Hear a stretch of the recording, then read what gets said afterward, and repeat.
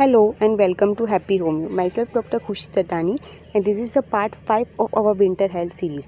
आज हम ये देखेंगे कि क्यों विंटर आते ही फ्रोजन शोल्डर का पेन है वो बढ़ जाता है। इसके लिए पहले हमें ये देखना होगा कि फ्रोजन शोल्डर एग्जैक्टली क्या है।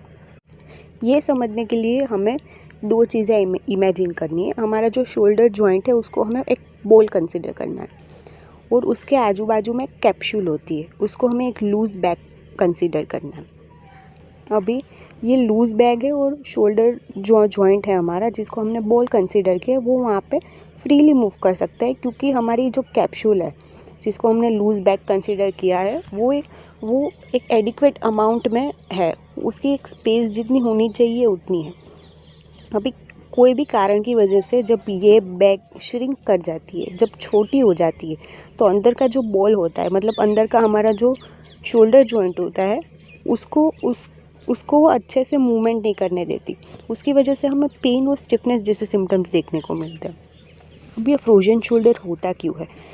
उसका रीज़न ये है कि अगर किसी को वहाँ पे इंजरी हुई है, या फिर किसी को लंबे टाइम से डायबिटीज़ है, या फिर कोई लंबे टाइम से बेड रिडन है, उसमें हमें ये देखने को मिल सकता है। अभी ये सारी चीज़ों की वजह से क्या होता है कि वहाँ पे इन्फ्लामेशन होता है। जो शोल्डर की कैप्सूल होती है वहाँ उसका इन्फ्लामेशन होता है। इन्फ्लामेशन होने के कारण वो जो अपनी नॉर्मल साइज़ है उससे कम हो जाती है। कम हो जाएगी तो वो शोल्डर जॉइंट को कंप्रेस करेगी, या फिर वो उसको अच्छे से मूवमेंट नहीं देगी। ये श्रिंकेज की वजह से क्या होगा कि वहाँ पे हमें मेनली स्टिफनेस देखने को मिलेगी।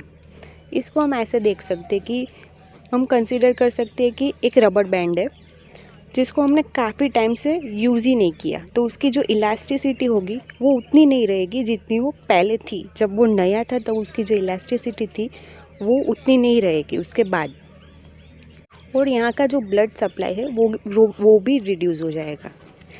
तो हमें फ्रोजन शोल्डर में फर्स्ट पेन देखने को मिल सकता है। फिर सेकंड जो सिम्टम है वो में स्टिफनेस देखने को मिलेगा। मतलब पेशेंट आके बोलेगा कि मुझे ऐसा जाम हो गया, ऐसा लग रहा है, मूवमेंट नहीं होगी अच्छे से। अब क्यों ये चीज़ विंटर में ज़्यादा फ्लेयर अप करती है? विंटर में जो हमारे मसल्स और कैप्सूल्स होते हैं वो टाइट कर जाते हैं, तो उसकी वजह से स्टिफनेस ज़्यादा देखने को मिलती है। फिर वहाँ का जो ब्लड सर्कुलेशन है वो भी कम हो जाता है। फिर हम, जैसे कि हमने पहले भी बात की कि विंटर में हम लोग मूवमेंट कम करते हैं, तो ये मूवमेंट कम करने की वजह से भी हमें ये सिम्टम्स देखने को मिल सकता है। फिर है सनलाइट का एक्सपोजर। हम सनलाइट का एक्सपोजर विंटर्स में कम लेते हैं, इसकी वजह से विटामिन डी डेफिशिएंसी हो जाती है। इसकी वजह से जो हमारे मसल्स है वो वीक हो जाते हैं और मूवमेंट में पेन देखने को मिल सकता है। तो ईजीली और शॉर्ट में हम कैसे याद कर सकते हैं कि पेन हुआ प्लस लिमिटेड मूवमेंट हो गई, पूरा जैसे पहले मूव कर सकता था पेशेंट वैसे अब नहीं कर पाता है, प्लस स्टिफनेस हो गई, is equal to frozen shoulder. अब कौन से ऑक्सिलरी मेजर्स है जिससे हम प्रिवेंट कर सकते हैं? फर्स्ट है keep shoulder warm, hot fermentation और वार्म बाथ। जैसे कि हमने देखा कि ठंडी में जो वहाँ के मसल्स हो जाते हैं वो स्टिफ होते हैं, फिर वहाँ का ब्लड सर्कुलेशन कम हो जाता है, मसल्स टाइटन अप हो जाता है।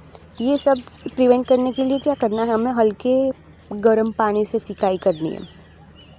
फिर थोड़ी थोड़ी शोल्डर की एक्सरसाइज करती रहनी है रोज़, ताकि ये जो श्रिंकेज और टाइटनेस हुई है वो थोड़ी थोड़ी कम रहती रहे और पेन और स्टिफनेस भी हमारा कम रहे। फिर लंबे टाइम तक आराम करना भी नहीं चाहिए, मतलब एक ही पोजीशन में लंबे टाइम तक नहीं रहना चाहिए। फिर एक हेल्दी पोस्चर हमें मेंटेन करना चाहिए, मतलब जब भी बैठे तो स्ट्रेट बैठे और सपोर्ट लेके बैठे। ऐसा नहीं है कि किसी भी पोस्चर में बैठने के लिए हमने बैठ दिया। और एडिक्वेट सन का एक्सपोजर लेना चाहिए। अभी होम्योपैथिक मेडिसिन जो हमें इस कंडीशन में हेल्प करती है, फर्स्ट है rhus tox, then bryonia, causticum and ruta. याद रखिए, विंटर फ्रोजन शोल्डर को पैदा नहीं करता, पर स्टिफनेस और पेन फ्लेयर ज़रूर कर सकता है। सो सही केयर, वार्मथ और होम्योपैथी से शोल्डर को फ्लेक्सिबल और पेन कंट्रोल रह सकता है। आई होप ये वीडियो आपको समझ आया होगा और पसंद आया होगा। Stay connected for more videos. Happy learning.